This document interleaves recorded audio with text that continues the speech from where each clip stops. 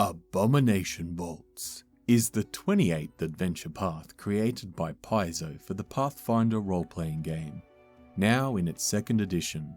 It was released originally as a 3-book series in 2021, with Ruins of Gauntlight, Hands of the Devil, and Eyes of Empty Death.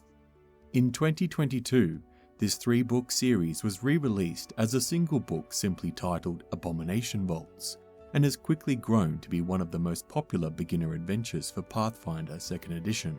In addition to this adventure, you can also find additional adventure material based on the same location that takes place in 2 other books, Troubles in Otari and the Pathfinder beginner box adventure Menace Under Otari. These are not necessary to run Abomination Vaults, but may provide you with more Gamemaster resources should you feel you need it when you start the game. If you see this symbol, it means the Pocket Gamemaster has added content not originally found in the book. Please note, those following along with the book, that some wording and phrases may be changed to better suit the audio and video format. Now, on to the adventure. Content warning. While Abomination Vaults contains typical Pathfinder action and adventure, it also presents themes of suicide, ableism, body horror, and human experimentation. Before you begin, understand that player consent, including that of the Game Master, is vital to a safe and fun play experience for everyone. You should talk with your players before beginning and modify descriptions of scenarios as appropriate. Table of Contents. Campaign Overview. Learn about the campaign's main villain, history and themes. Otari. The sleepy seaside town of Otari is the hero's main base of operations throughout the campaign. This part of the video describes its residents, adventure hooks, backgrounds, and opportunities for downtime. Chapter 1. A Light in the Fog. Wrin Sivinxi suspects something dangerous in the ruins of Gauntlight Keep and asks the heroes to investigate the ruins and its strange lighthouse. Chapter 2. The Forgotten Dungeon. Gauntlight's dread beam animates the dead in Otari's graveyard, and the heroes must help quell the undead uprising and return to the dungeon. Chapter 3. Cult of the Canker. The heroes explore a sprawling library, now inhabited by a group of scholarly and sinister ghouls who call themselves the Cult of the Canker. Chapter 4. Long Dream the Dead. After the heroes encounter the ghost of Otari Ilvashti, they receive a dire warning about what lies even deeper in the Abomination Vaults. Chapter 5. Into the Training Grounds. The heroes recover 4 icons from Otari's founders to access the deeper dungeon levels and meet townspeople with surprising connections to the dungeon. Chapter 6. Experiments in Flesh. In older chemical laboratories, the heroes can foil a Sugathi's schemes. Chapter 7. Soul Keepers. A contract devil named Uravane must fulfill a centuries-old agreement, but the heroes might strike a deal with the devil to save the town. Chapter 8. Decaying Gardens. The heroes encounter a strange Caligny cult and a cabal of undead gnomes. Chapter 9. On the Hunt. In the enormous hunting grounds level, the heroes can learn the secret to defeating Belcorra and find the required fulcrum lenses. Chapter 10. To draw the baleful glare. The heroes explore an ancient temple of the outer god Nimbeloth and take the fight to Belcorra once and for all. Nimbeloth. Learn how the outer god of swamps, despair and will-o-wisps reaches into the world. Adventure Toolbox. A glossary and an index used to run the adventure.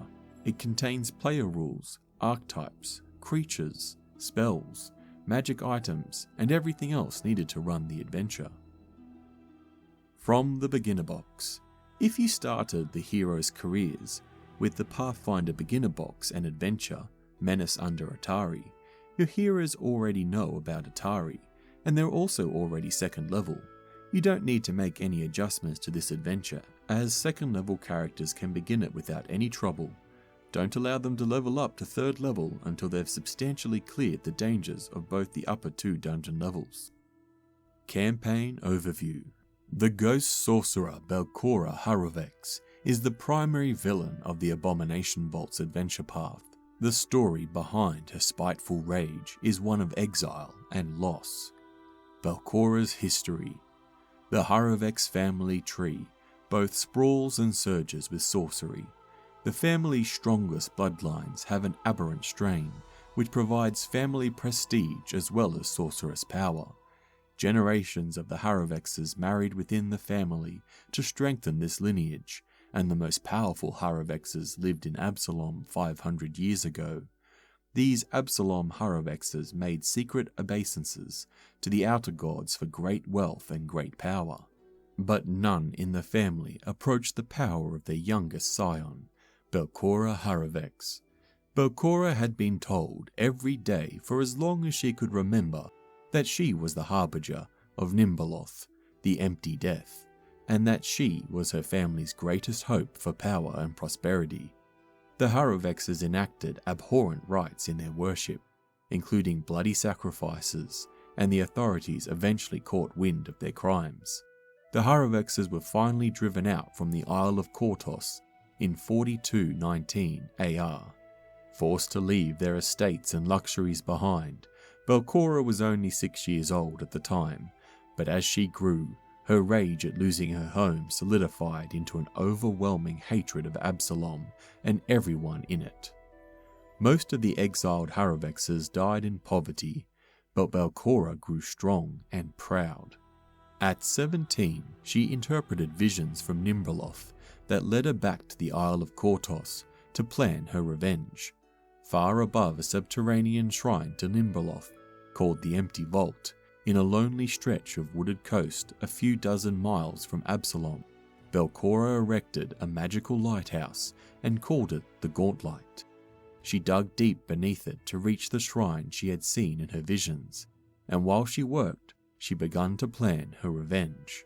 She would draw subterranean monsters and violent beasts into her secret dungeons, which she called the Abomination Vaults, and used the Gauntlight's magic to send them into Absalom to wreak havoc. She enacted the first part of her plan, expanding the Abomination Vaults and raising a defensible keep around the lighthouse. She leveraged family acquaintances to acquire powerful retainers and champions to lead her monstrous forces.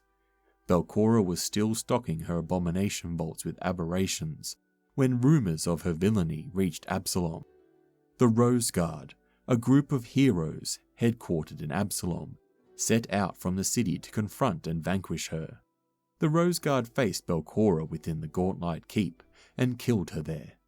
One of the 4 members of the Rosegard, a rogue named Otari Ilvashti, died in this fight. Grieving their lost friend, the Rosegard left, sealed up the keep, founded what would become the Town of Otari, and retired there. They never knew of the keep's lower levels, or the many creatures still remaining within them. A dungeon full of monsters. The horrors trapped in the Abomination Vaults developed some measure of an ecosystem in the following centuries.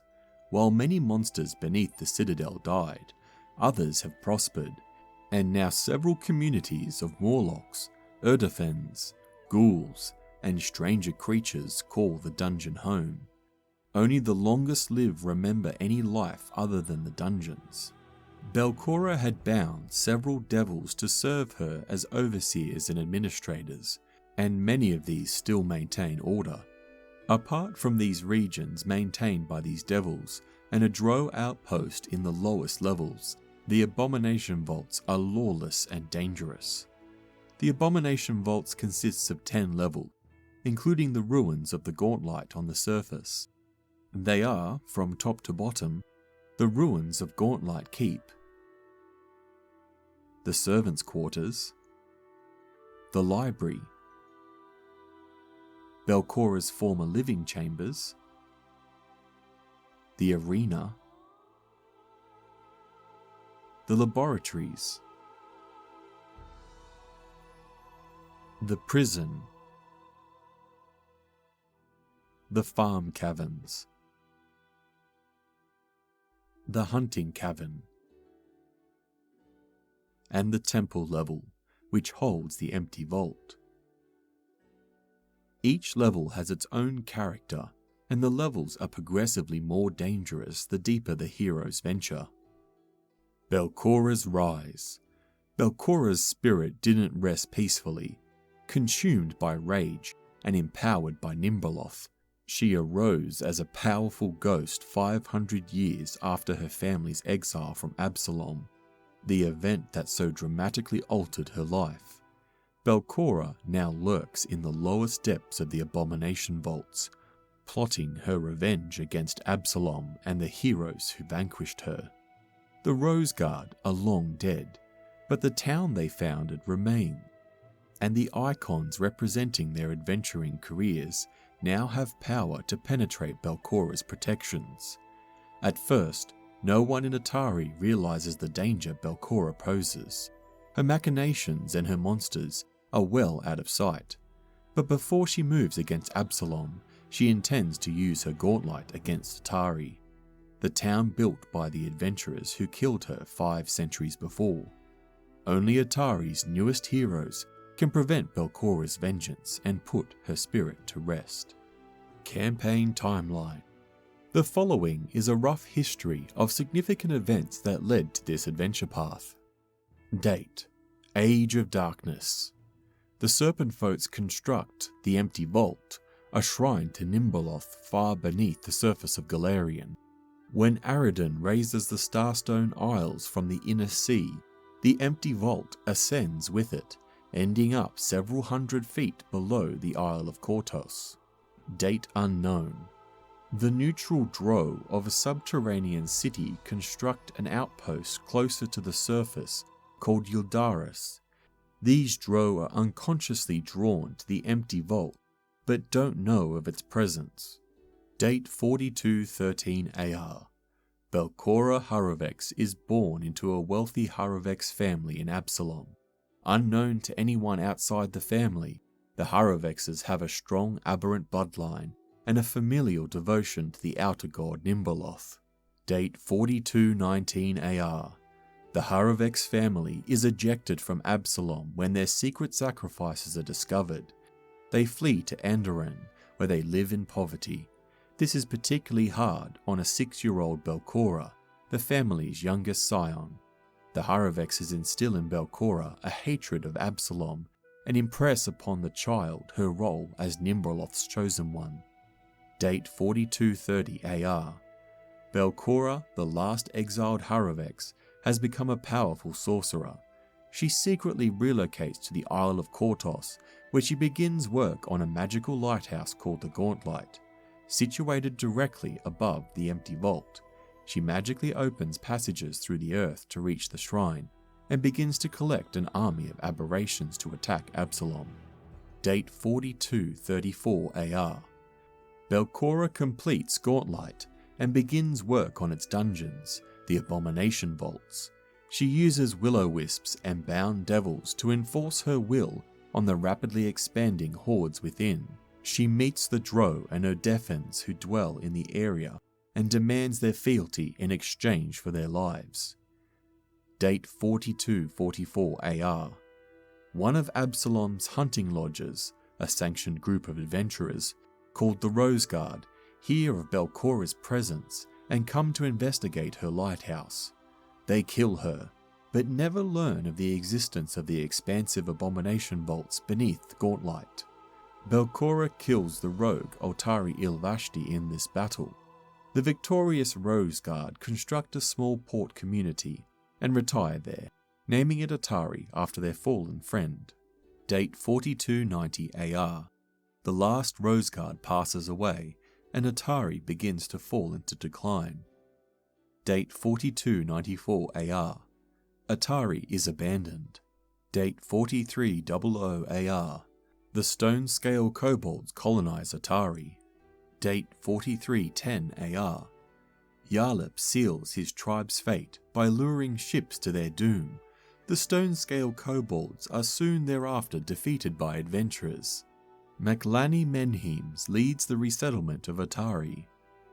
Date 4323 AR. Construction of the Otari mill and log flume is completed. Date 4719 AR. Belcorra awakens as a ghost and begins work to reactivate the Gauntlight. Its dungeons have been populated with generations of infighting creatures since her death, and she seeks to bring them under her control once more. Date 4721 AR. The current year.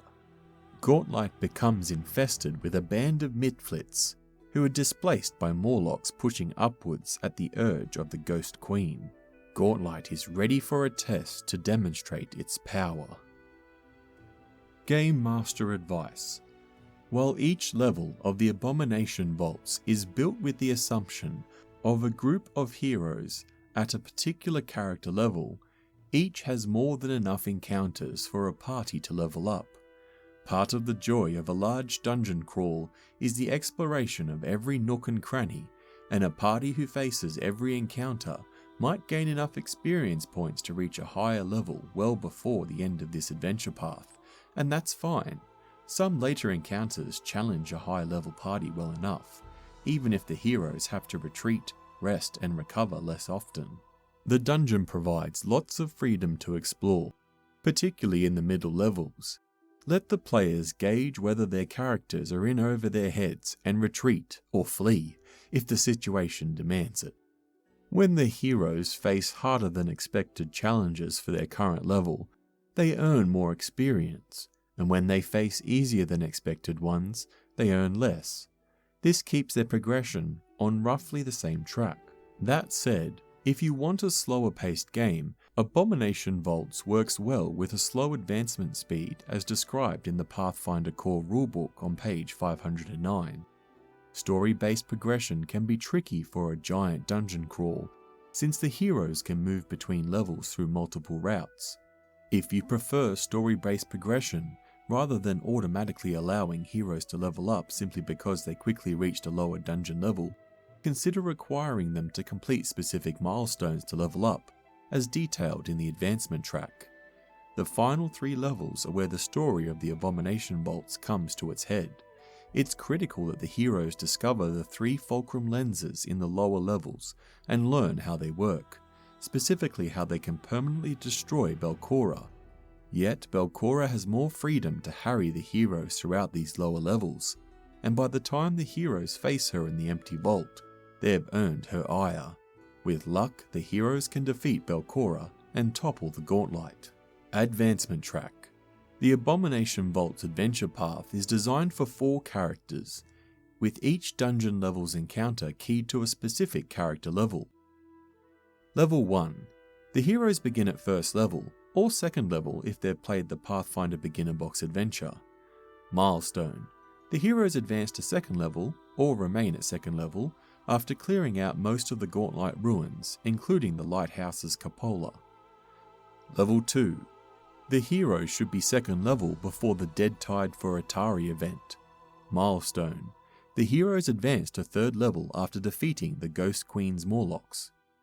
Third level. The heroes should be third level upon entering the library. Milestone. The heroes advance to fourth level after defeating the Cult of the Canker. Fourth level. The heroes should be fourth level upon entering Belcorra's retreat. Milestone. The heroes advance to fifth level after speaking with Otari's ghost. Fifth level. The heroes should be fifth level before addressing the theft and the dream possession in town. Milestone. The heroes advance to 6th level after clearing out most of the arena level. 6th level. The heroes should be 6th level upon entering the laboratory's level. Milestone. The heroes advance to 7th level after defeating Jafaki and the Sagathus. 7th level.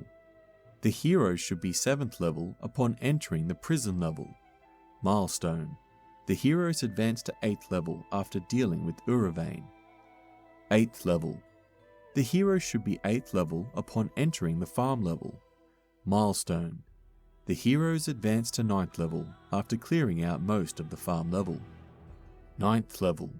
The heroes should be 9th level upon entering the hunting grounds level. Milestone. The heroes advance to 10th level upon entering the Gate of Nimberloth. 10th level. The heroes should be 10th level upon entering the temple level. Milestone. The heroes advance to 11th level after, or perhaps just before, defeating Belcorra. The heroes should reach 11th level by the end of the adventure path. The Town of Otari. Though the immense metropolis of Absalom has long dominated the urban scene on the Starstone Isle, civilization has always thrived across the island. Otari's beginning is relatively recent and involved a few false starts along the way. When Belcorra Haravex arrived in the region in 4230 AR, drawn by a series of sinister visions, the coastal region was practically uninhabited.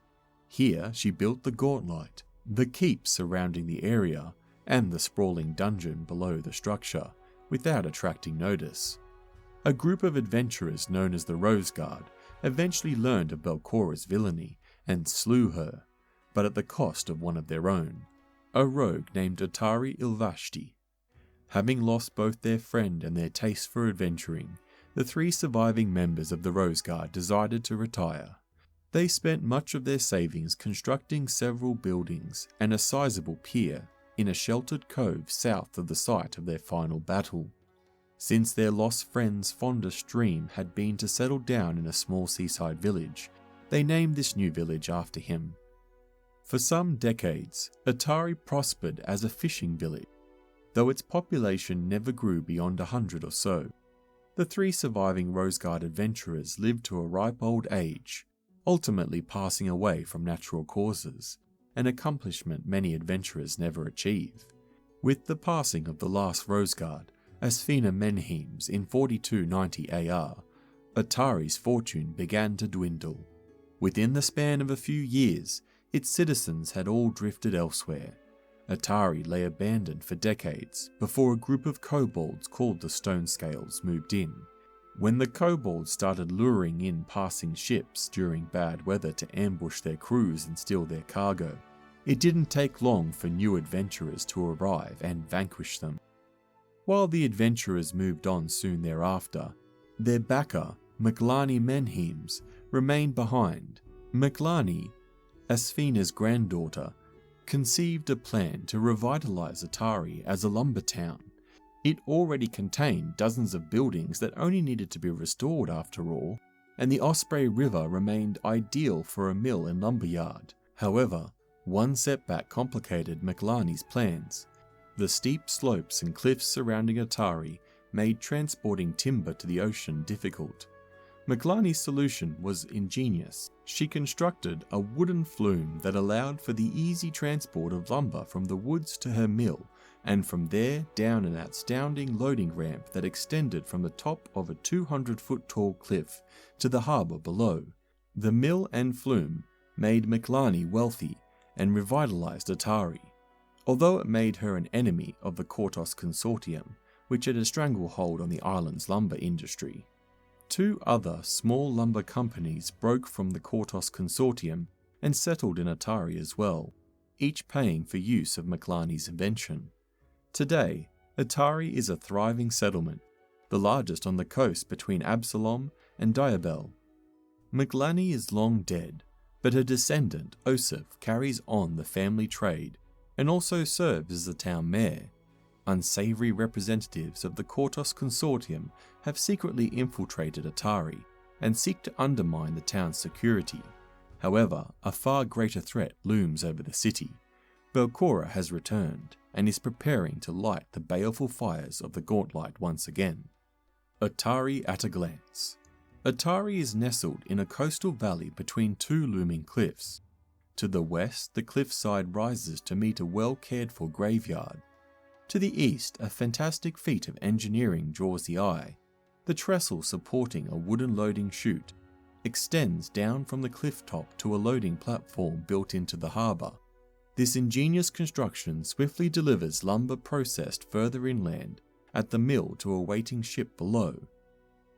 The people of Otari are friendly and welcoming for the most part, although they tend to react with reticence towards those they suspect hail from Absalom. Trade with Absalom is important, but the townsfolk are proud and feel no need to accommodate visiting city folk.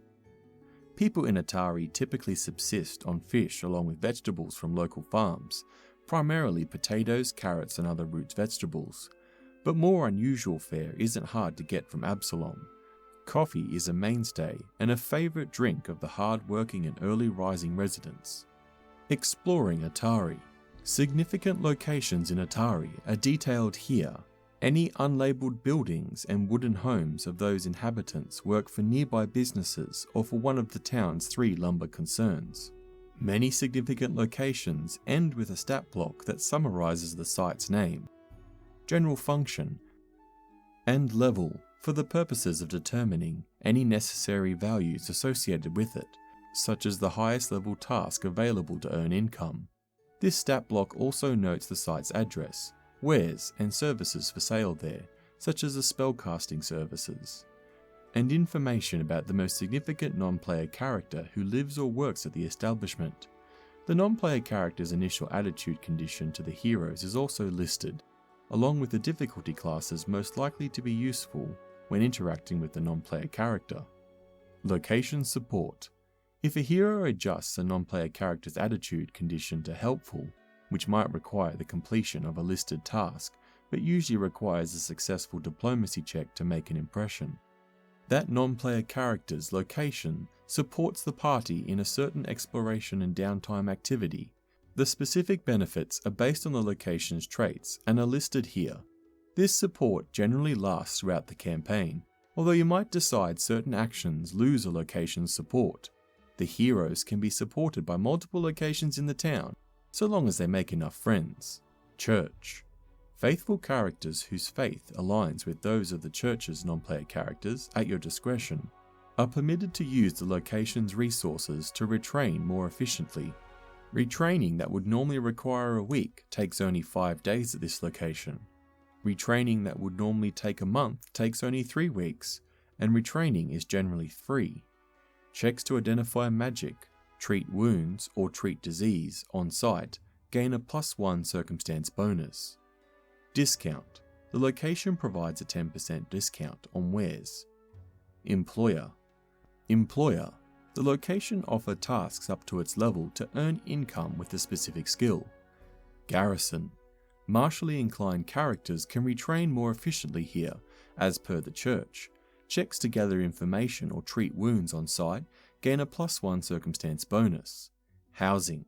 The location offers accommodations at a comfortable cost of living for no charge. Library. Scholarly characters, as well as arcane and occult spellcasters, can retrain more efficiently here, as per the church. Checks to create forgery, decipher writings, or learn a spell on site gain a +1 circumstance bonus. Lodge. Primal spellcasters can retrain more efficiently here, as per the church. Checks to identify magic or subsist on site gain a +1 circumstance bonus. Parlor. Socially inclined characters can retrain more efficiently here, as per the church. Checks to gather information or earn income with a performance check gain a +1 circumstance bonus. Workshop. Heroes can use the location's resources to craft items associated with its purpose, and gain a +1 item bonus to associated crafting checks. Area 1. The Giant's Wheel. The Otari Mill is known locally as the Giant's Wheel, as its towering 30-foot diameter water wheel is truly a sight to behold. The wheel's immense size is needed to generate enough torque to power the mechanized treadmill loading logs into the flume and keep the saws running within the mill. Much of the lumberyard's income comes from the town's 2 larger lumber families, who pay to have their lumber processed here. The mill is a noisy place, with the constant grinding and churning of the wheel itself competing with the whine of the saws and the clatter of the loading ramp. The Menhemes family leave the day-to-day administration of the mill to a heavily scarred half-orc foreman named Claude Hengis. In his youth, Claught made a name for himself in Absalom's gladiatorial arena, the Iorium, by fighting with paired hatchets and picking up the Moccaneer, the lumberjack. Claught has put that violent past behind him and fails to see any ironic humour in the fact that he's now employed as an honest-to-goodness lumberjack. The Giant's Wheel is a level 5 lumber mill. Its address is 10 Millers Row. Claught Hengis is a lawful neutral male half-orc foreman and a level 5 creature. He starts off as indifferent. His perception DC is 20 with a will DC of 20. If the heroes earn support of the Giant's Wheel, Claught allows them to earn income by using survival to patrol the Flume's length. If you choose, encounters with local wildlife might liven up a shift of Flume walking. If Claught warms to the heroes, he might even gift them one of his old +1 hatchets. Area 2, Loading Flume. A mechanized treadmill runs from Otari Mill into the wooden flume filled with water from the Osprey River. The treadmill and chute transport timber from the Giant's Wheel hundreds of feet south to a loading chute, which itself descends into the harbour, so timber can easily be loaded onto ships. The loading flume has long been a draw to local youths who enjoy riding the chute, but after a few unfortunate accidents, Claught keeps a wary eye out for such foolishness. Area 3, Menhemes Manor.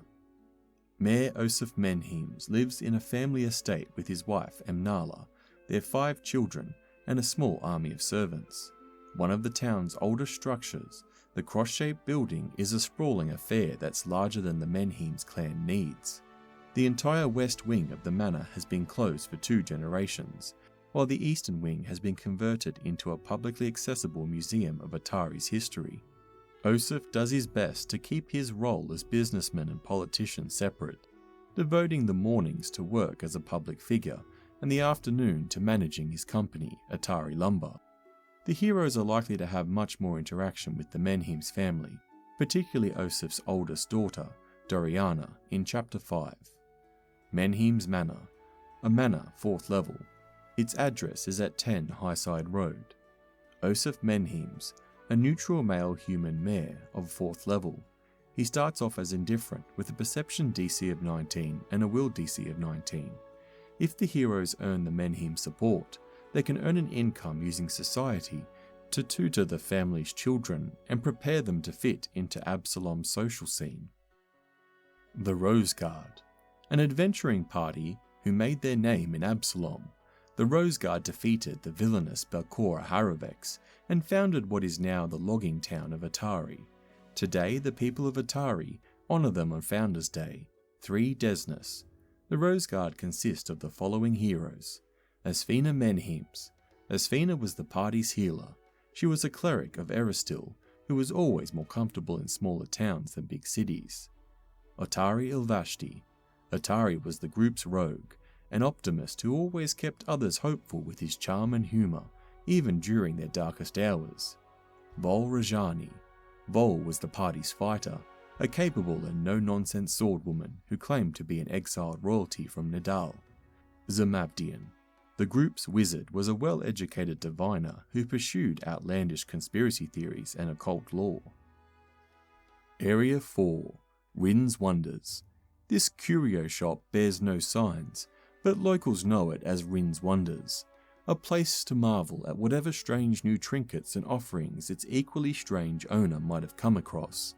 The structure consists of a ring of what appears to be standing stones, arranged in a 60-foot diameter circling a 15-foot high dome of wooden beams, covered with triangular pieces of canvas.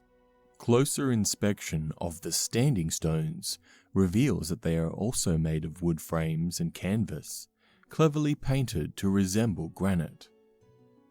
The area between the central dome and the surrounding circle is a collection of other dome-shaped tents used to store the shop's wares. When it's not raining, the fabric of these domes is pulled aside so shoppers can admire what's for sale in the light of the sun, or the moon for that matter, as Wrin's Wonders is always open. Wrin Sivinxi has what she regards as a very good reason for the curio shop's strange arrangement. She sees safety in the curves and menace in angles, and suffers from a touch of claustrophobia. The central dome is her domicile, and she's painted the interior surface to resemble a night sky featuring all the constellations of the cosmic caravan, so that even on overcast nights she can fall asleep under the stars. Wrin's Wonders, a level 5 shop. Its address is 60 Osprey Street. Its wares are adventuring gear, eclectic bric-a-brac, magic items with non-ammunition consumable items, held items, staves, wands and worn items. It also provides fortune telling. Wrin performs an astrological fortune telling using her Read Stars ability for anyone who provides her with an unusual item or story. Spellcasting. Wrin's spellcasting services are available, but she's limited to the spells listed in her stat block. Wrin Sivinxi is a chaotic good female tiefling elf oddities merchant and a level 5 creature, with a friendly disposition, with a perception DC of 22 and a will DC of 22. Wrin's Wonders supports the heroes as long as Wrin is convinced they're making genuine efforts to explore the Gauntlet's mysteries. When Wrin's Wonders supports the heroes, Wrin reads the stars for them for free as often as they'd like. Area 5. Gallentine Deliveries. A large sign depicting a man riding at breakneck speed on horseback as he balances a sack of packages in one hand stands out the front of this large building, owned and operated by Aloria Gallentine, a retired Immenwood Ranger. Gallentine Deliveries handles Otari's post, both within town limits and beyond. Gallentine Deliveries is a level 4 courier service, with an address at 120 Rosegard Road. Its wares are stabling and transportation for caravans or carriages. It also performs deliveries. Local deliveries cost 1 copper piece per bulk and are generally delivered within 24 hours. Deliveries to Absalom or Diabel for points beyond costs 5 copper pieces per bulk and are delivered weekly. For 1 gold piece per bulk, a delivery can be expedited to arrive in 2 days.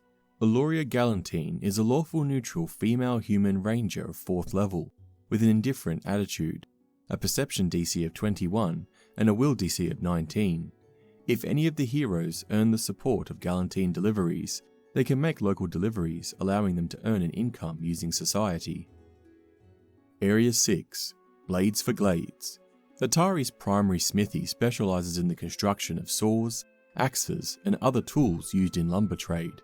The current owner of Blades for Glades is a bitter man named Carmen Rajani, who boasts of being a descendant of one of Otari's founders, Vol Rajani. He hopes to supplant Osif Menhemes as the town mayor someday, but after losing 4 mayoral elections in a row despite his pedigree, Carmen is planning other ways to seize his birthright. He makes his move when the heroes open the deeper levels at the start of Chapter 5. Blades for Glades is a level 5 shop. Its address is 50 Ilvashti Street. Its wares are metal adventuring gear, metal weapons, metal shields and metal armor. Carmen Rajani is a lawful evil male human scoundrel of 6th level, unfriendly disposition and a perception DC of 22 and a will DC of 20. If the heroes gain the support of Blades for Glades, Carmen might take them on as part-time apprentices, provided the heroes don't strike Carmen as being too nosy or law-abiding. A hero who Carmen doesn't regard as a potential snitch can earn an income using crafting. Area 7. Odd Stories. A 3-story stone tower rises from the back half of this 1-floor wooden bookstore. A sign above the front depicts a stack of open books with lines of magical energy rising from the pages. While the shop's owner is indeed a wizard, Morlabent had the sign commissioned in an attempt to portray the power of imagination within the fanciful fiction works and anthologies that are his speciality. Morlabent sells other texts as well, although he leaves the non-fiction curation to his husband Carleth, whose expertise makes Odd Stories the primary source of textbooks and teaching tools for Inkleholtz's educational pursuits, as described at Inkleholtz Manor. Morlabent has bright red hair that he keeps closely cut to his scalp. Despite his perpetual scowl, he warms quickly to the presence of other scholars and wizards, for he's always excited to talk shop. Odd Stories is a 4th level shop. Its address is 100 Rosegard Road. Its wares are books, formulas, as well as arcane and occult scrolls. Spellcasting. Morlabent typically has the following arcane spells available for paying customers. At second level, he has Comprehend Languages, Detect Magic, and Dispel Magic. At first level, he has Ant Hall and Mending. Other spells can be available at your discretion, if arranged a day in advance. Morlabent is a lawful neutral male human wizard of 4th level, with an indifferent attitude, a perception DC of 17, and a will DC of 19. Odd Stories automatically supports the heroes seeking books on Morlabent's behalf. Area 8. Otari Garrison. This squat stone building houses Otaric's civic guards, who keep the peace and patrol the Rosegard Road, which leads off towards Absalom, to ensure it stays clear of banditry and trouble. Clad in distinctive green and white uniforms, the Otari Guard also serve as firefighters and barristers, switching predominantly to the latter role when they reach the age of 40. The head of the guard is Captain Longsaddle. This elderly but hale man was a veteran of Absalom City Guard who retired to Otari a decade ago. He took up the mantle of leader after his previous captain, Trusk Hanley, drowned in an unfortunate misadventure involving a bit too much raspberry mead and an ill-advised boast regarding how long he could hold his breath. Those among the guard who remember Trusk do so fondly, for Longsaddle is short-tempered and foul-mouthed, and much stricter than his dwarven predecessor. The town's jail is in the basement of the building, but its cells are rarely used to hold any criminals other than petty crooks or drunkards.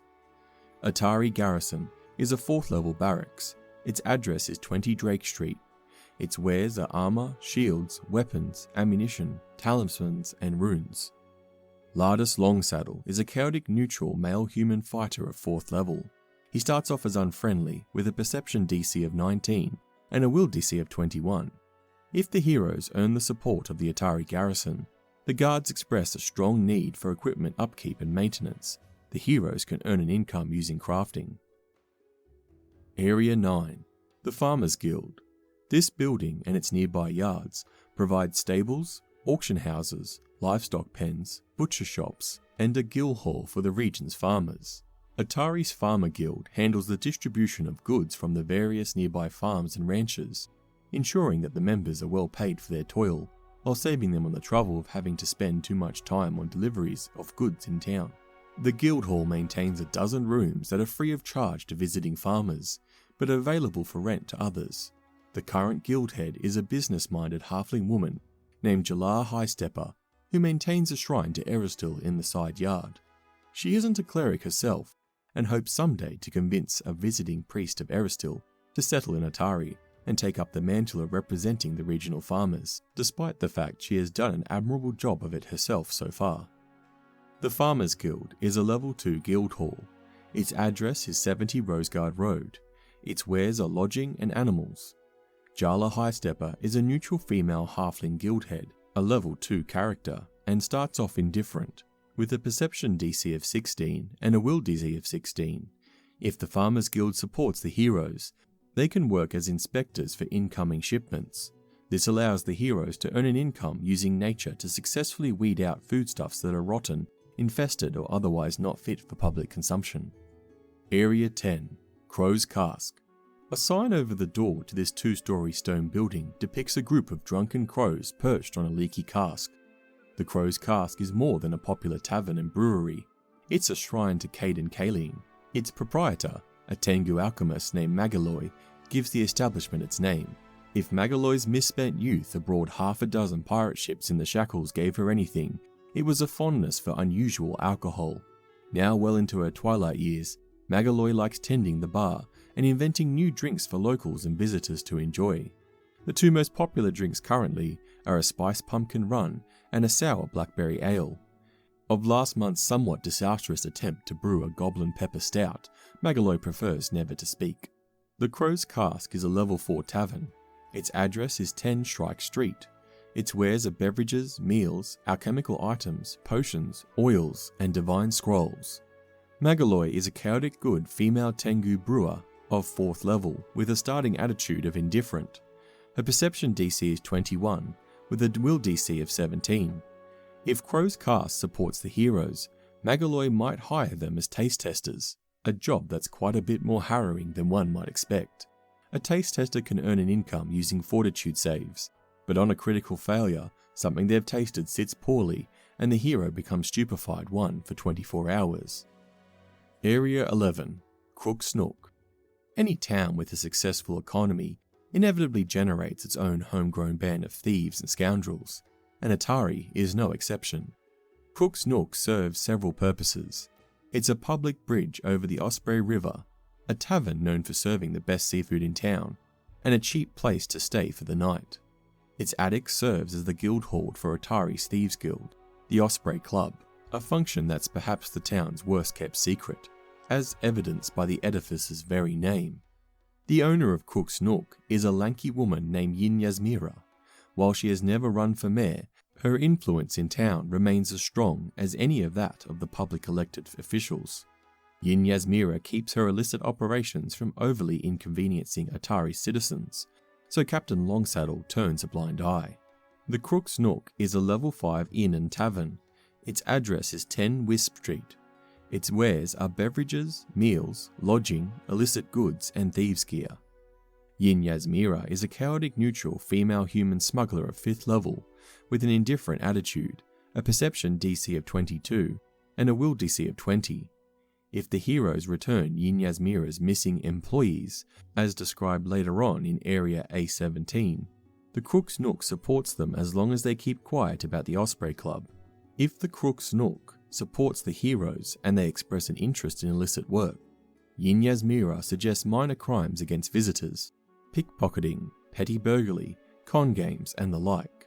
This allows the heroes to earn an income using thievery, but on a critical failure, their actions are spotted, and Yin Yasmira cuts them off from future jobs.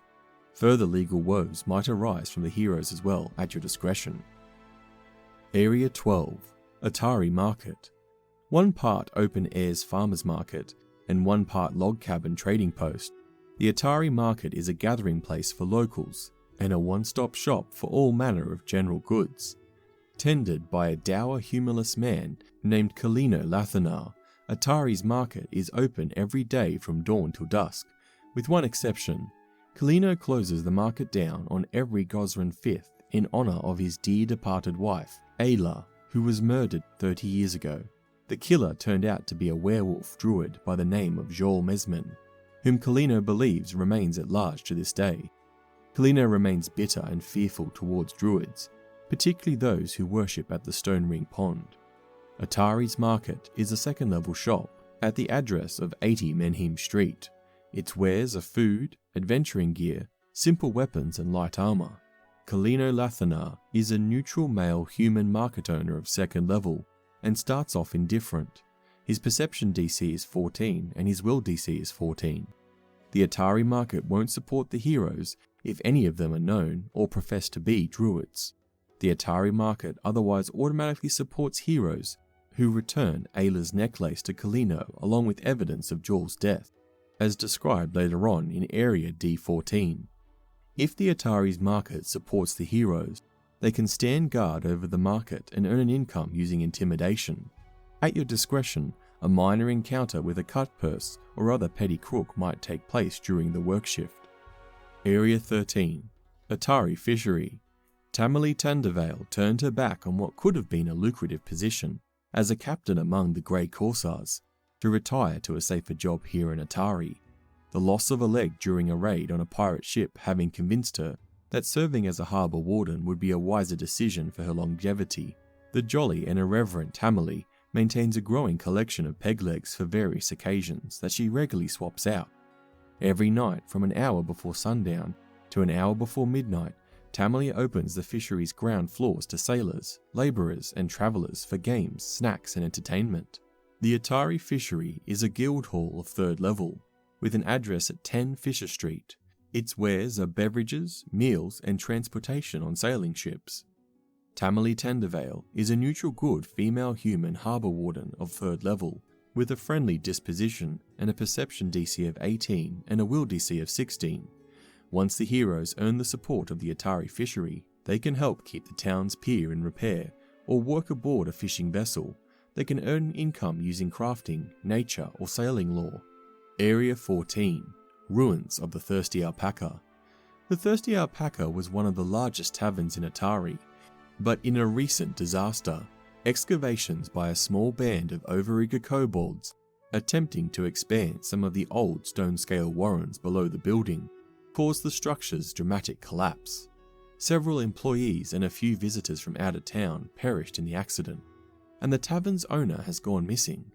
Today, the locals avoid the ruins, for strange lights and eerie sounds have given the place a reputation as being haunted. In truth, a few kobold sappers survived the collapse and are keeping the townsfolk away from their lair with spooky tricks. Sidebar: the Stonescale warrens. When the Stonescale kobolds took over Otari, they used the building above as a sort of camouflage, living in an extensive network of tunnels that connected many of the buildings below ground. Today, this network is a complicated tangle of flooded or collapsed tunnels. Thieves and smugglers from the Osprey Club use some, while others have become a den of monsters. One tunnel leads all the way to the Abomination Vaults in Area C2. Area 15, Inkleholtz Manor. Whistledown Cutters is a successful lumber company thanks to the cunning business sense of its owner, Alamora Inkleholtz. She invested funds to bolster Otari's educational services, a shrewd move that has made her admired by Otari's parents. Many have been pushing Almora to run for mayor the next time the elections come along, but for now the half-elf is happy raising her family and building her business's legacy. The Inkleholtz Manor is a 4th level manor. Its address is 75 Wisp Street. Almora Inkleholtz is a neutral good half-elf lumber magnate of 4th level, with a friendly disposition and a perception DC of 17 and a will DC of 19. If Inkleholtz Manor supports the heroes, Almora offers them work in a classroom she maintains in the town. This allows the heroes to earn an income using lore associated with one of the 4 disciplines that the Inkleholtzes hope to foster in the local children: literature, mathematics, science, and history. Area 16, Chertel Manor. Rab Chertel is the current patriarch of one of Otari's 3 lumber concerns, Chertel Timber. The Chertels are struggling with a combination of poor management, labour disputes in a distant lumber camp, and difficulties with financing. Rab suspects the other companies of meddling in his business and sabotaging both lumberjack morale and equipment alike. In truth, the Kortos Consortium is behind Rab's woes. By forcing Chertel into desperate straits and hasty hiring, the Kortos Consortium has managed to place an increasing number of its own agents in Otari's lumber industry. The Chertel Manor is a 4th level manor. Its address is number 5 Zamavdian Street. Rab Chertel is a neutral human lumber magnate of 4th level, with an unfriendly disposition, a perception DC of 19 and a will DC of 17. If Chertel Manor supports the heroes, Rab offers extra money for keeping an eye on his competition, the Menhemes and the Inkleholtzes, as well as his own workers. The heroes can earn an income using perception, but on a critical failure, word of their spying gets out, and Chertel no longer offers the job. Area 17, the Rowdy Rockfish. Despite its name, the Rowdy Rockfish is the quietest and quaintest of Otari's taverns. A sign depicting a rockfish with its fins up in a boxing pose hangs above the door of this 2-story wooden structure. But within, the calm demeanour of its patrons leads some to wonder if this might be the one tavern in the inner sea never to host a barroom brawl. The Rockfish's current proprietor is a matronly dwarf named Brelda Venkavale, a stoic but shrewd businesswoman who took over the bar after her son Lasda, the previous owner, vanished without a trace. A few locals saw the red-bearded Lasda walking out of town with a hooded stranger carrying a lantern. Over a year has passed, and Brelda suspects that her son is gone for good. The Rowdy Rockfish is a 3rd level inn and tavern. Its address is 50 Zamavdian Street. Its wares are beverages, meals, and lodging. Brelda Venkavale is a lawful good female dwarf innkeeper of 3rd level. She starts indifferent with a perception DC of 16 and a will DC of 20. The Rowdy Rockfish automatically supports the heroes if they bring Lasda home, as described in Area D9. Area 18, the Dawnflower Library. Otari's largest temple stands at the town's westernmost edge, atop an upraised shelf that juts out far below the cliff top.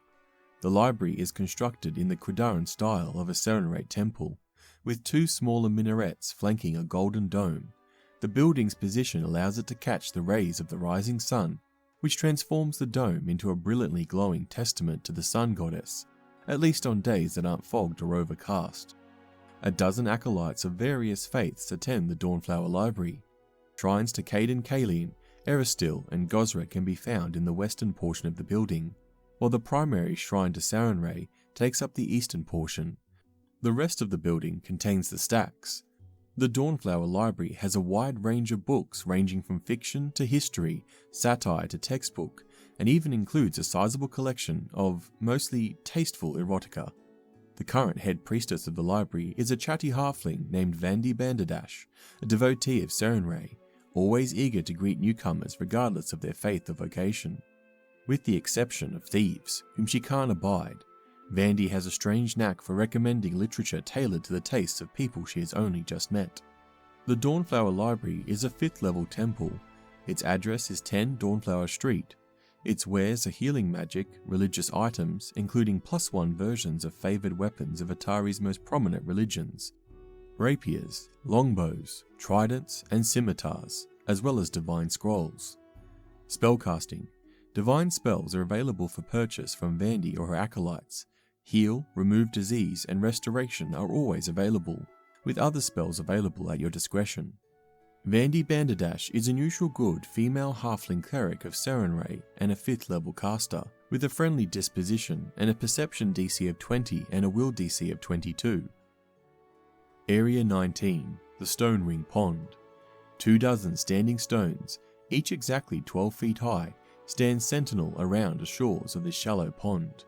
The stones were raised generations ago by the Church of Gosrae, soon after Otari was retaken from the Stonescale kobolds, and have remained as a place of worship for druids, rangers, and naturalists ever since.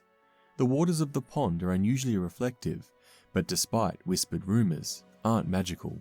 A small cabal of nomadic clerics and druids faithful to Gosrae include the Stone Ring Pond in their pilgrimages, and there's always a few temporarily camping nearby. For the most part, these travellers have avoided contact with Otari for 30 years, ever since one of their numbers, Jul Mesmen, soured their relationship with the town, a werewolf who had kept his nature from even the other priests. Jul lost control one night and slaughtered half a dozen locals before he was driven over the cliffside into the ocean below. His body was never recovered. About 5 years after Jul's disappearance, an idealistic gnome druid named Whirlawin heard of Jul's rampage and came to Otari specifically to repair the damage the werewolf had done to the Gosrian's reputation, and guide locals interested in living in greater harmony with the land. A generation later, Whirlawin has been largely successful, with the significant exception of the still grieving Kalino Lenethar. Whirlawin shares more than grief with Kalino. She also suspects that Jul survived his fall from the cliff. She patrols the Otari hinterlands nightly, vigilantly for any sign that Jul might have returned to his old hunting grounds. The Stone Ring Pond is a 4th level temple. Its wares are druid equipment, nature-themed magic items, and primal scrolls. Spellcasting. Divine and primal spells are available for purchase from Whirlawin or the Gosrians. Dispel magic, heal, purify food and drink, and restore senses are always available, with other spells available at your discretion. Whirlawin is a neutral good female gnome druid of 4th level, with a friendly disposition, a perception DC of 19, and a will DC of 21. The Stone Ring Pond automatically supports the heroes if they deliver justice to Jul Mesmen, as described in Area D14, whether by killing him or capturing him. Area 20. Otari Graveyard. Looming over the western cliffside and crowned by a grove of scraggly trees that no living person in town can remember having borne living leaves, the Otari Graveyard is tended by the Dawnflower Library acolytes. A wooden stairway ascends the cliff face from the library below, but most priests prefer to take the half-hour walk through town and up the easier roads to tend to the graves. Cremations and burials of sea have become more popular in Otari, so burials in the graveyard tend to be the providence of older families who value tradition. While the graveyard itself is spooky and unsettling, it doesn't have any undead problems within its boundaries. at least not until the gauntlet shines upon it during Chapter 2. Otari Backgrounds. The following backgrounds are particularly suitable to characters in the Abomination Vaults adventure path. Although heroes can select any background they choose, and need not confine their selection to those provided below, people come from all walks of life to seek their fortunes after all. Among the backgrounds presented in the Pathfinder core rulebook, the best choice are Acolyte, Bounty Hunter, Farmhand, Field Medic, Guard, Hunter, Martial Disciple, Miner, Nomad or Scout. Biblophile background. You love few things more than a good book, and as a result, Odd Stories is your favourite shop in Otari. The bookseller Morleben supplies you with fiction, anthologies and other delightful reads. He's always eager to discuss finds with you. You know that the imagination is the greatest of magic, but a working knowledge of actual magic helps too. Choose 2 ability boosts. One must be to intelligence or charisma, and one of them is a free ability boost. You're trained in the Arcana skill and the Library Lore skill. You gain the Arcane Sense skill feat. The Eldritch Anatomist background. You're a trained physician who can ably tend wounds of many kinds, but more than a practitioner, you're a scholar. Some cultures shape flesh to extreme degrees, creating aberrations from human forms. The flesh forgers of distant necks practice this flesh warping, as do certain subterranean societies you hope to one day study, preferably from a safe and clinical distance. Choose 2 ability boosts. One must be to intelligence or wisdom, and the other is a free ability boost. You're trained in the medicine skill and the flesh warp lore skill. You gain the assurance skill feat with medicine. The Fogfen Tale-Teller background. You know that there are monstrous things out in the swamp known as the Fogfen. You've seen such things through the mists, gliding through the murky water and heaving themselves over sodden bits of land. No one in Otari believes your tales of swamp monsters from the depths, even when you embellish the creatures of your stories with fangs, wings or tentacles. You just have to prove to them that there truly are monsters out there, and that they were wrong to doubt you. Choose 2 ability boosts. One must be strength or charisma, and one is a free ability boost. You're trained in athletics and the swamp lore skill. You gain the Titan Wrestler skill feat. Market Runner background. Kalino Lathanar, the proprietor of the Otari market, is a grim and bitter man. A werewolf named Joel Mesman mauled his wife, Alia, to death 30 years ago. Kalino has never forgotten nor forgiven this attack, and he believes against all odds that Joel has evaded his justice and is alive and well. Running errands for Kalino around town, you've gotten to know him almost as well as you know Otari. Kalino's suspicions have rubbed off on you a bit, so you keep a wary eye on other people, particularly around the full moon. Choose 2 ability boosts. One must be the Constitution or Charisma, and the other is a free ability boost. You're trained in the Diplomacy skill and the Otari Lore skill. You gain the Hobnobber skill feat. Ruin Delver background. You've looked through some of the smaller ruins in Otari's hinterland, but never quite built up the courage to check out the creepy lighthouse called the Gauntlet. You've heard that these ruins are pretty well picked over and mostly collapsed, but you always plan to someday explore them, and perhaps find some bauble left behind from centuries-old battles where the Rosegard slew an evil sorcerer. You know that the crumbled stone of the old ruins has a tendency to shift, so you'd better step lightly if you get the chance to explore the Gauntlet. Choose 2 ability boosts. One must be to dexterity or intelligence, and the other is a free ability boost. You're trained in the acrobatics and Rosegard lore skill. You gain the Catfall skill feat. Star Watcher background. You're one of Wrin Sivinxi's most closest confidants. You've spent many long nights with her under the stars, learning the tales associated with the cosmic caravan and how the heavens can predict the future.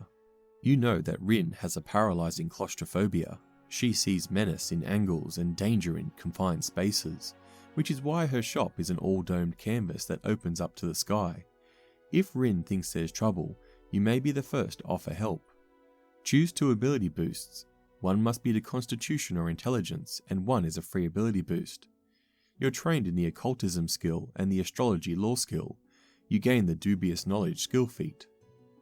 Witchlight Follower background.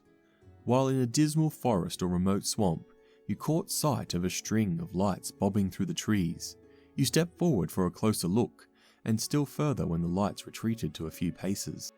Then you remembered the rumours, will-o-wisps, rushlights, corpse lanterns, whatever they're called.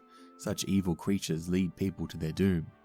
With a supreme effort of will, you broke free from the alluring enchantment, and you've resolved never to let the strange lights of remote wildernesses claim you again. Choose 2 ability boosts. One must be to dexterity or wisdom, and one is a free ability boost. You're trained in the survival and the wisp lore skill. You gain the terrain expertise skill feat with both swamp terrain and subterranean bodies of water. Wrin Sivinxi.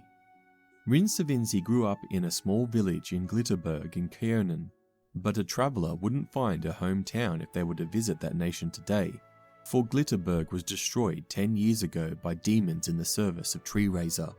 Despite the loss of her hometown, Wrin feels no sadness or despair about the event, for none perished in Glitterberg's fall. In the days before the demon army's attack, Wrin had a vision of the disaster. She warned her parents and neighbours, and their trust in her visions gave the town the time it needed to relocate everyone in the village to safety. When the demons came, they found Glitterberg deserted, and when they burned it in frustration, they suffered greatly from the magical traps the elves had left behind to greet them. When she came of age a few years later, Wrin left her parents and friends, eager to find her own place in the world.